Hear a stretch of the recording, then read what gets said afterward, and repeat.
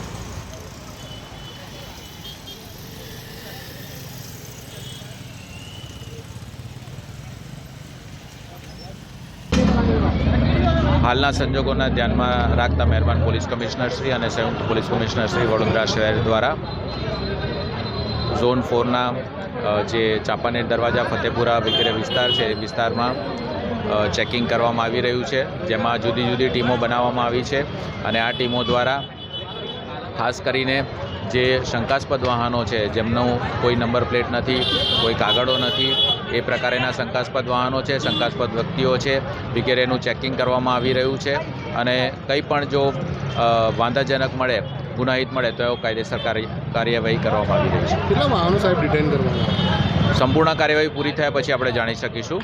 હાલ કાર્યવાહી ચાલુ છે.